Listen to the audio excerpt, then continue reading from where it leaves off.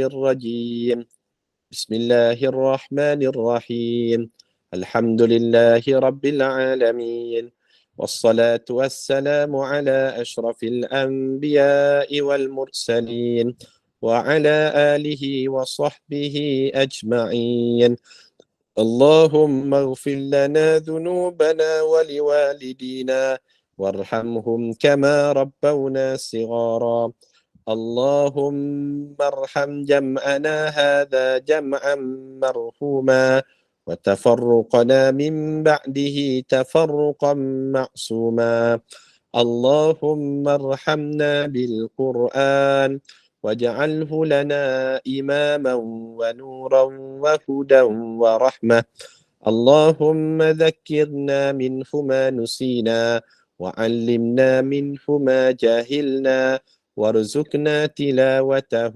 آناء الليل وأطراف النهار واجعله لنا حجة يا رب العالمين ربنا آتنا في الدنيا حسنة وفي الآخرة حسنة وقنا عذاب النار وصلى الله على نبينا محمد وعلى آله وصحبه وبارك وسلم والحمد لله رب العالمين تقبل الله منا ومنكم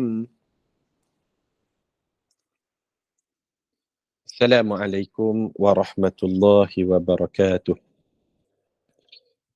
بسم الله الرحمن الرحيم الحمد لله رب العالمين الصلاة والسلام على أشرف الأنبياء والمرسلين وعلى آله وصحبه أجمعين اللهم فقهنا في الدين وعلمنا في التأويل واهدنا إلى صراطك المستقيم آمين يا رب العالمين. InsyaAllah dalam ruangan tadabbur ataupun tazkirah kuliah kita pada malam ini, suka saya membawakan satu tajuk untuk sama-sama kita pelajari dan sama-sama kita mengambil ibrah dan pengajaran daripadanya, iaitu saya akan sampaikan satu tajuk mudah-mudahan bermanfaat kepada kita semua. Tajuk berkenaan dengan mengenali jenis-jenis syafaat. Mengenali jenis-jenis syafaat. InsyaAllah saya huraikan tajuk mengenali jenis-jenis syafaat ini, lebih kurang masanya 20 minit dengan poin-poin ataupun dengan perbincangan yang tidak terlalu detail insya-Allah. Para jamaah sekalian, bila kita sebut tentang syafaat, maka syafaat itu di dalam bahasa Melayunya ia dinamakan sebagai pertolongan. Pertolongan. Tujuan kita minta pertolongan ni ada dua tujuannya. Yang pertama, biasanya kita minta pertolongan untuk kita mendapatkan manfaat. Itu tujuan yang pertama. Dan yang kedua, biasanya kita minta pertolongan ini untuk kita menolak mudarat. Kita nak minta tolong dapat manfaat, ataupun kita minta tolong untuk menolak kemudaratan. Maka di dalam bahasa Arab, pertolongan ataupun istilah yang lebih catchy kita sebut dengan kabel ini, dalam bahasa Arabnya ia disebut sebagai syafaat. Syafaat dari sudut maksudnya bermaksud at-tawassut lil ghairi ala jalbil masalih wa daf'ul mudarrah. Syafaat itu adalah perantaraan daripada pihak lain, tujuannya untuk mendapatkan manfaat dan menolak kemudaratan. Itu kita faham dah maksud syafaat. Tujuannya kita minta tolong pihak lain nak dapatkan manfaat dan tolak kemudaratan. Biasanya kalau kita sebut tentang syafaat, yang terbayang pada pandangan kita, syafaat itu adalah datang daripada Rasulullah sallallahu alaihi wasallam. Biasanya kita akan sebut syafaat Nabi lah. Sedangkan syafaat itu Allah Subhanahu wa taala sebagai pemilik syafaat yang mutlak, Allah boleh memberi syafaat kepada makhluk-makhluk lain untuk makhluk lain ini memberi syafaat kepada manusia. Syafaat ni asalnya Nabi tak boleh memberi syafaat. Malaikat tak boleh memberi syafaat. Al-Quran tak boleh memberi syafaat. Melainkan dengan izin Allah Subhanahu wa ta'ala. Kita garis bawahkan dengan izin Allah. Kerana asal pemilik syafaat itu adalah siapa dia? Allah Subhanahu wa ta'ala. Allah pemilik syafaat. Maka Allah sebagai pemilik syafaat yang mutlak, syafaat hak prerogatif Allah, pemilik mutlaknya adalah Allah. Allah boleh delegate, boleh agihkan syafaat-syafaat ini supaya orang-orang tertentu ataupun makhluk-makhluk tertentu dia mampu memberi syafaat kepada yang lain. Di dalam surah Az-Zumar, Allah Subhanahu wa ta'ala menyebut dalam ayat yang ke-44, Allah berfirman, "Qul lillahi syafa'atu jami'a." Katakanlah wahai Muhammad, Allah lah pemilik syafaat keseluruhannya. Syafaat keseluruhannya milik Allah. Tetapi dengan izin Allah, Allah mengagihkan syafaat kepada makhluk yang lain. Makhluk yang lain banyaklah. Orang soleh, makhluk yang lain, malaikat, makhluk yang lain, Al-Quran, makhluk yang lain, Rasulullah sallallahu alaihi wasallam, sehingga makhluk-makhluk yang lain ini dia boleh memberi syafaat kepada manusia. Asalnya Rasulullah tak boleh memberi syafaat, tetapi dengan izin Allah menyebabkan Rasulullah sallallahu alaihi wasallam boleh memberi syafaat. Ini dijelaskan di dalam surah Al-Baqarah pada ayat yang ke-255. Dalam ayatul kursi Allah berfirman, "Man dzalladzi yashfa'u 'indahu illa bi'idnih." Siapakah yang boleh memberi syafaat kepada orang lain melainkan dia boleh memberi syafaat itu illa bi'idnih, kecuali dengan izin daripada Allah Subhanahu wa ta'ala. Hatta Rasulullah sallallahu alaihi wasallam sendiri pun dengan izin Allah baru dia boleh beri syafaat. Ada satu hadis dalam riwayat Imam Muslim. Hadis ini menarik untuk kita teladani. Hadis ini hadis sahih riwayat Imam Muslim. Ada seorang sahabat yang meriwayatkan hadis ini, namanya Rabi'ah bin Ka'ab al-Aslami. Namanya Rabi'ah bin Ka'ab al-Aslami. Rabi'ah bin Ka'ab al-Aslami ini dia seringkali membantu Nabi sallallahu alaihi wasallam. Rasulullah nak ambil wudu, maka dialah yang akan ambil bekas air wudu, lalu dia jirus pada tangan Nabi sallallahu alaihi wasallam. Dia berkhidmat untuk Nabi. Apa-apa keperluan Nabi dia akan penuhi. Dia akan bantu Nabi dalam urusan seharian. Maka satu hari bila dia banyak berkhidmat pada Rasulullah sallallahu alaihi wasallam, Rasulullah panggil Rabi'ah ini. "Wahai Rabi'ah, datang sekejap. Datang sekejap." Bila Rabi'ah datang, Rasulullah tanya kepada Rabi'ah satu soalan. "Ya Rabi'ah, wahai Rabi'ah, salni. Mintalah sesuatu pada saya." Rasulullah tanya, "Wahai Rabi'ah, awak nak apa? Saya cubalah penuhi kalau apa-apa yang awak nak. Salni, mintalah sesuatu dengan saya." Kata Rabi'ah, "Wahai Rasulullah, saya ni tak nak apa pun. Saya buat ni memang saya nak berkhidmat untuk awak." Maka Rasulullah pun tanya lagi, "Salni, mintalah sesuatu dengan saya." Maka ketika itulah Rabi'ah bin Ka'ab al-Aslami dia sebut satu permintaan, "Ya Rasulullah, inni murafikuka fil jannah." Wahai Rasulullah, satu saja permintaan saya, apa dia? Boleh tak di syurga kelak kita berada rapat sebagaimana kita hidup di dunia ini? Sebab awak ni Nabi, awak akan berada syurga yang lebih prestis, syurga yang lebih hebat, syurga yang lebih tinggi. Saya ni orang biasa saja. Pasti di syurga kelak, syurga kita berbeza. Maka satu permintaan dia, apa dia minta? "Inni murafikuka fil jannah." Boleh tak? Saya nak minta kita di syurga kelak, duduk di tempat yang sama, syurga yang sama, sebagaimana kita bersama di dunia ini. Agak-agak apa jawapan Nabi sallallahu alaihi wasallam? Jawapan baginda, kata Rasulullah sallallahu alaihi wasallam,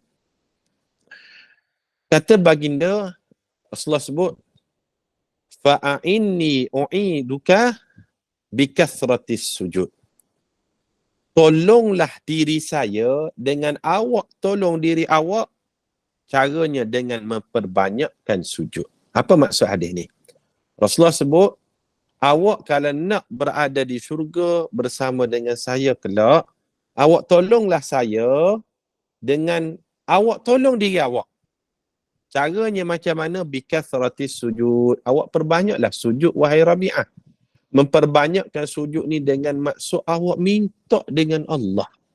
Saya tak boleh nak tolong awak. Saya tak boleh nak tolong awak. Cara saya boleh tolong awaknya macam mana? Awak doa kepada Allah, minta kepada Allah supaya saya boleh tolong awak, saya boleh beri syafaat kepada awak sehingga awak boleh bersama saya di dalam syurga yang sama.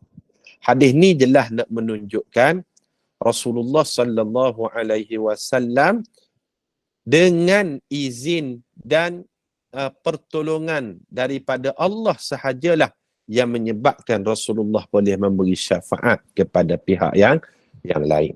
Rasulullah tak kata, okey boleh Rabi'ah, wahai Rabi'ah, kita di syurga kelak, okey kita setting dah, kita akan bersama. Tak. Rasulullah kata, kalau awak nak berada di dalam syurga bersama dengan saya, banyakkanlah sujud, iaitu minta dengan Allah sebagai pemilik syafaat supaya Allah izinkan saya tolong awak agar awak bersama saya di syurga kelak. Jadi di sini kita faham syafaat pemilik mutlaknya adalah Allah Subhanahu wa taala. Maka apa-apa sekalipun kita kena sentiasa minta dengan Allah sebagai pemilik mutlak syafaat. Para jamaah sekalian, bila kita bicarakan tentang jenis syafaat, biasanya kita akan sebut jenis syafaat tu syafaat daripada Nabi sallallahu alaihi wasallam. Itu biasa kita dengar. Pada malam ni sukalah saya nak membawakan beberapa hadis ataupun beberapa ayat Al-Quran dan kisah berkenaan dengan syafaat selain daripada syafaat Rasulullah sallallahu alaihi wasallam. Antara yang boleh memberi syafaat adalah malaikat.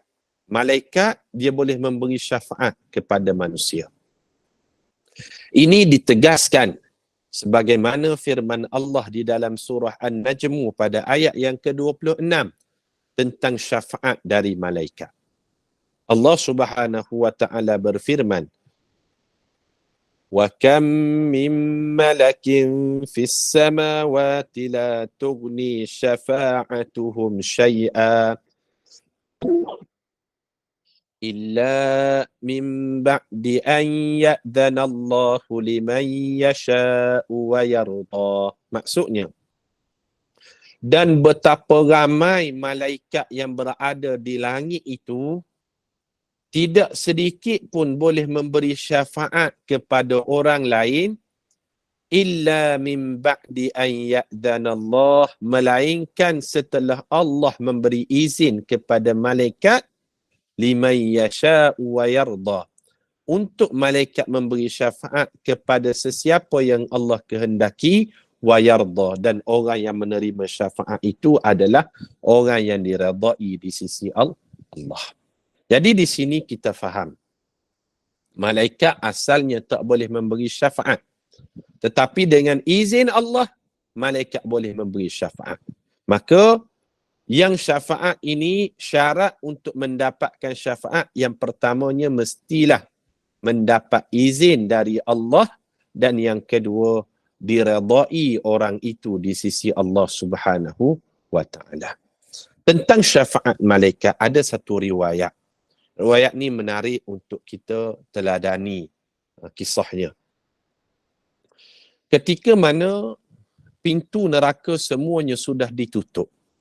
Pintu neraka semua dah ditutup. Tak ada orang lagi boleh masuk ke dalam neraka. Dan ketika itulah sedang berlakunya siksaan dan azab kepada setiap ahli neraka. Maka ketika mana diseksa ahli neraka itu, kedengaran di satu tempat dalam neraka seorang manusia yang apabila dia diseksa, maka keluarlah daripada mulut dan ucapannya apa dia sebut. Ya Hayyum, Ya Qayyum, Ya Dzal Jalali wal Ikram. Apa dia sebut? Ya Hayyum, Ya Qayyum, Ya Dzal Jalali wal Ikram. Ni dalam neraka ni. Tapi ahli neraka ni, orang lain, bila dia diseksa dalam neraka, dia tidak menyebut Ya Hayyu Ya Qayyum. Mungkinlah dia sebut, ayo sakit, Allah, ama, apa, aduh sakitnya, slow sikit, jangan kuat sangat. Mungkinlah dia sebut begitu. Tapi satu ahli neraka ni, bila dia diseksa, pam, dia sebut Ya Hayyu Ya Qayyum Ya Dzal Jalali wal Ikram. Maka malaikat yang Allah tugaskan menjaga neraka itu namanya malaikat Malik. Dia ketua malaikat yang menjaga neraka. Namanya malaikat Malik. Kalau malaikat Ridwan menjaga syurga. Maka malaikat Malik ini mengarahkan kepada tentera-tenteranya dalam kalangan malaikat mencari di manakah tempat lelaki yang bila diseksa menyebut Ya Hayyum Ya Qayyum Ya Dzal Jalali wal Ikram. Neraka ni luah, bila cari-cari tak jumpa lagi lah. Maka malaikat Malik bertemulah dengan ketua sekalian malaikat, malaikat Jibril, menceritakan sekian-sekian. Maka malaikat Jibril bagi tahu kepada Allah, wahai Allah, ada seorang ahli neraka ni, saat dia diseksa, dia menyebut Ya Hayyu Ya Qayyum Ya Dzal Jalali wal Ikram. Maka Allah Ta'ala memberi satu tempat di manakah kedudukan yang disebut sebagai orang yang bila diseksa menyebut Ya Hayyu Ya Qayyum Ya Dzal Jalali wal Ikram. Sebab neraka ni luas. Macam universe lah, satu universe. Bila universe ni ada benua, macam-macam, benua Asia, benua Eropah, benua Afrika, lain-lain. Itu pun luas juga. Di mana kedudukannya? Mungkin benua Asia contohnya kan, sebagai contoh sajalah. Benua Asia pun luas, ada Asia Timur, Asia Barat. Oh, locationnya mana? Asia Timur. Asia Timur ni luas. Ada Korea, ada Jepun, ada Malaysia, ada Thailand, ada Indonesia. Okey, locationnya Malaysia. Malaysia juga luas. Locationnya mana? Di Selangor contohnya. Selangor pun luas. Di mana lebih dekat lagi? Bila di zoom, okey, di Bangi contohnya. Bangi pula luas. Ada section 1, section 2 sampai section belah-belah. Okey, section 15 contohnya. Section 15 pun luas. Jalan mana, lorong mana, kedudukan mana, maka diketahuilah kedudukan ahli neraka tadi duduk di tempat sekian-sekian. Oh, bila didapati tempat itu, maka malaikat Malik bagi tahu kepada Allah Subhanahu wa Ta'ala melalui perantaraan malaikat Jibril. Maka malaikat Jibril tadi bagi tahu, Ya Allah, boleh tak aku nak memberi syafaat kepada orang tadi yang ketika dia diseksa oleh malaikat yang menjaga neraka, dia menyebut La Ya Hayyu Ya Qayyum Ya Dzal Jalali wal Ikram. Maka Allah memberi keizinan kepada malaikat untuk memberi syafaat kepada orang tersebut. Maka Allah Ta'ala berfirman, wa kam min malakin fis samawati la tughni syafa'atuhum syai'a illa min ba'di an ya'dhana Allahu liman yasha'u wa yarda. Betapa ramai malaikat yang berada di langit tidak boleh memberi syafaat melainkan dengan izin dan redha daripada Allah Subhanahu wa Ta'ala. Ini syafaat yang pertama yang dinamakan sebagai syafaat malaikat. Maka didapati orang yang apabila diseksa tadi dia menyebut Ya Hayyu Ya Qayyum Ya Dzal Jalali wal Ikram, itu adalah orang yang baik akhlaknya tetapi sikit amalnya.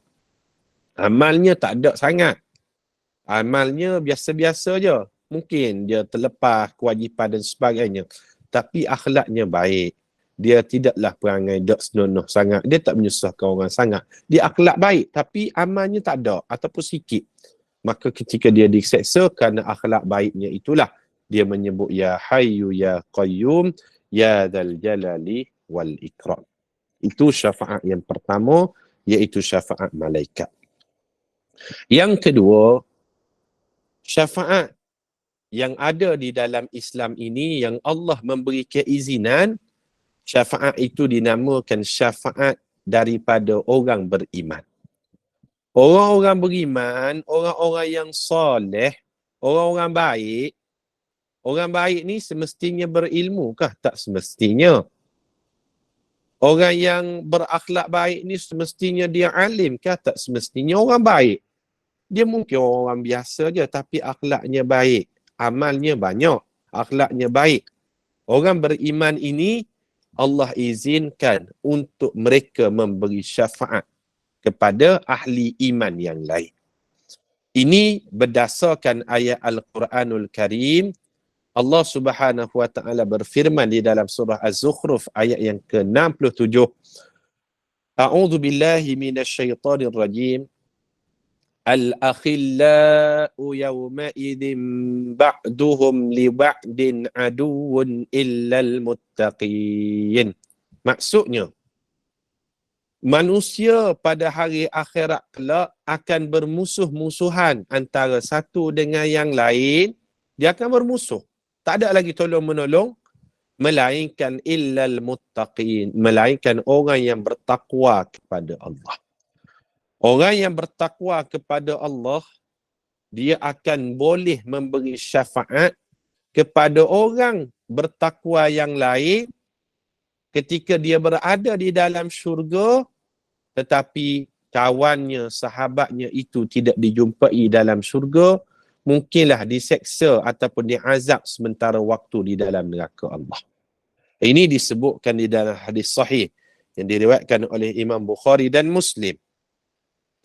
Nabi sallallahu alaihi wasallam bersabda, "Fawalladhi nafsi biyadihi ma min ahadin minkum bi ashadda munashadatan lillah fi istifa'il haqqi minal mu'minina lillahi yawmal qiyamah li ikhwanihim alladhina fin nar.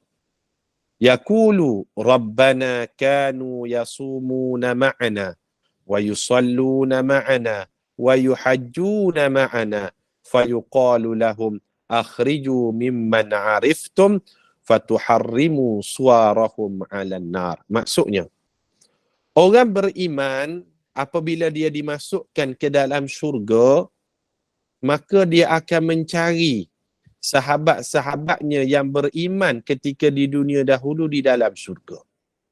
Dia akan cari. Kan kita ni kan dalam sahabat, kita bersahabat dalam SPAQ.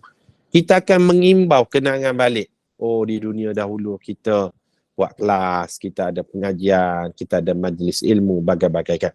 Kita akan cari balik kawan-kawan kita, kenalan kita, sahabat kita.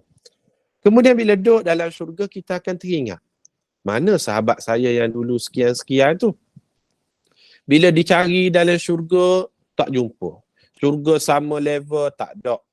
Syurga level yang lebih atas, tak ada. Syurga level lebih bawah pun tak jumpa juga. Maka diketahuilah sahabatnya itu sedang berada di dalam neraka, diazab atas sebab-sebab tertentu tadi. Maka orang beriman ni yang berada dalam syurga, Allah beri izin kepadanya apabila orang beriman berkata kepada Allah, Rabbana kanu yasumuna ma'ana, wahai Allah, kawan saya tu dulu kami puasa sunat sekali dulu ya Allah. Wa yusalluna ma'ana, kami pergi solat sekali di masjid di surau, kemudian duduk dengar tazkirah majlis ilmu. Wa yuhajjuna ma'ana, kami buat haji pun pergi sekali, kapal yang sama, hotel yang sama, bilik je lain-lain. Maka bila dia sebut begitu kepada Allah, fayuqalu lahum, Allah katakan kepada orang beriman, akhriju mimman ariftum, keluarkanlah siapa yang kamu kenali dalam kalangan yang kamu kenal tadi, fatuharrimu suwarahum 'alan nar, dan haramkan mulai saat ini wajahnya daripada terkena daripada azab api neraka Allah Subhanahu wa taala. Maka orang beriman dia boleh memberi syafaat. Para jemaah sekalian, kalaulah satu hari nanti para jemaah orang-orang yang baik, orang-orang yang ikhlas, orang-orang yang jauh dirinya daripada melakukan maksiat dan sebagainya, kalaulah satu hari nanti katakanlah kita tidak bertemu di dalam syurga buat sementara, maka berilah syafaat tuan-tuan, puan-puan, cari saya sekiranya saya tidak berada di dalam syurga Allah Subhanahu wa taala. Mintalah dengan Allah, kerana syafaat orang beriman itu Allah mengizinkan orang beriman memberi syafaat kepada orang lain. Amin ya rabbal alamin. Maka syafaat yang kedua namanya syafaat al-mu'minin, syafaat orang beriman. Ini yang kedua. Yang ketiga yang saya nak sebut secara ringkas sikit lagi lah. Syafaat yang ketiga namanya syafaat Al-Quran. Syafaat Al-Quran. Al-Quran ni setiap huruf, setiap perkataan, setiap ayat, setiap surah, setiap juzuk, setiap hizib, setiap maqra', mana-mana ayat, dia boleh memberi syafaat kepada pembacanya. Berdasarkan hadis riwayat Imam Muslim daripada Abu Umamah Al-Bahili radhiyallahu anhu, kata Nabi sallallahu alaihi wasallam, iqra'ul Quran fa innahu ya'ti yaumal qiyamah syafi'an li ashabih. Bacalah Al-Quran kerana ia akan menjadi syafaat kepada orang yang membacanya di hari akhirat kelak. Sama ada Al-Quran, mana-mana ayat dia boleh memberi syafaat.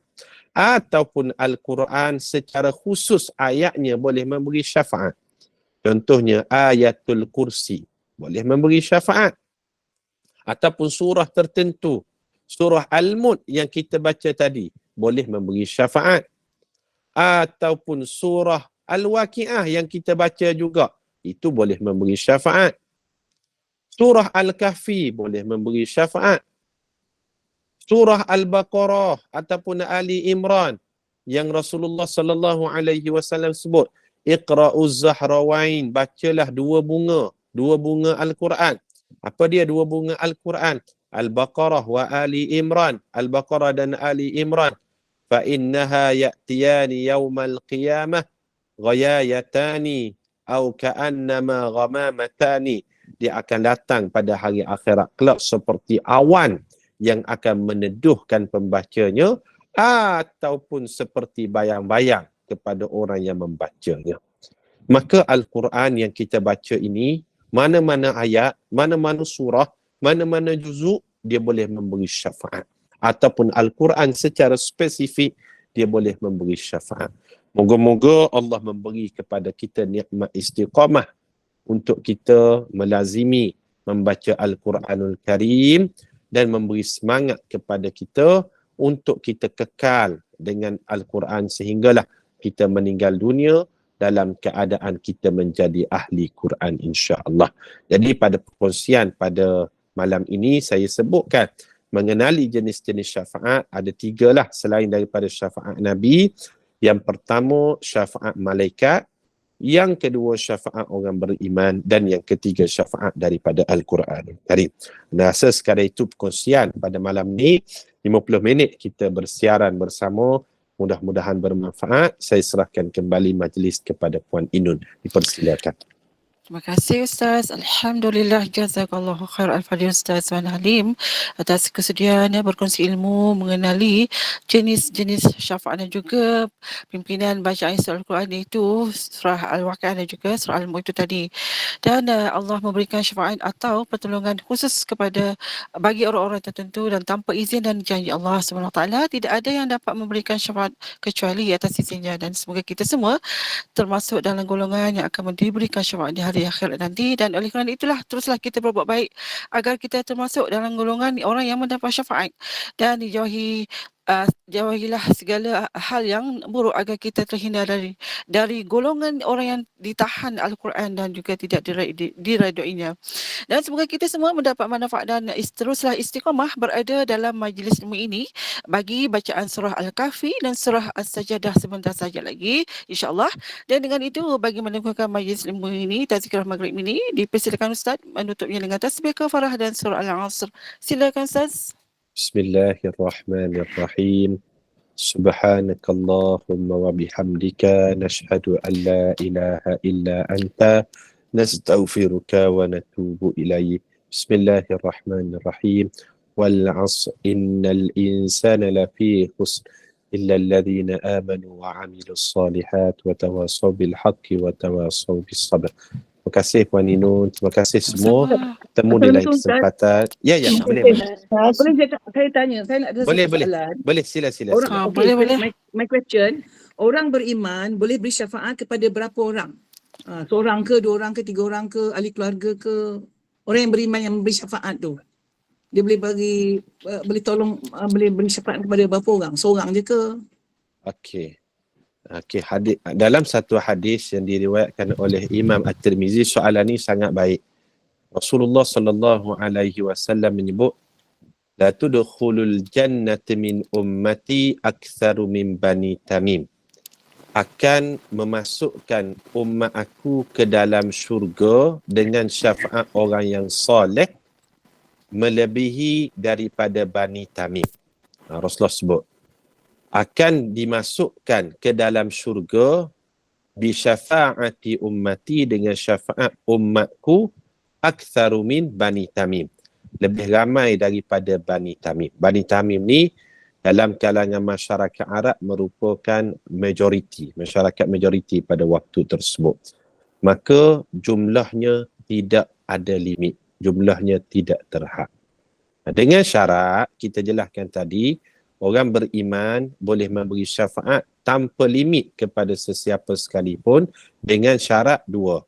Yang pertama, Allah izinkan, dan yang kedua, Allah redha seseorang itu untuk menerima syafaat. Berapa sahaja tak kisah, tapi tertakluk kepada 2 syarat. Allah izinkan dan Allah redha seseorang itu untuk menerima syafaat. Tidak ada 2 ni, dia tidak akan dapat memberi syafaat walaupun kepada seorang sekalipun. Terjawab tak Puan Rokayah? Okey, terima kasih banyak Ustaz. Terjawab. Okay, Alhamdulillah. Alhamdulillah. Terima kasih Ustaz. Okey, terima kasih semua. Assalamualaikum warahmatullahi wabarakatuh. Waalaikumsalam warahmatullahi wabarakatuh. Terima kasih Ustaz. Jumpa lagi. Terima kasih Ustaz. Sama.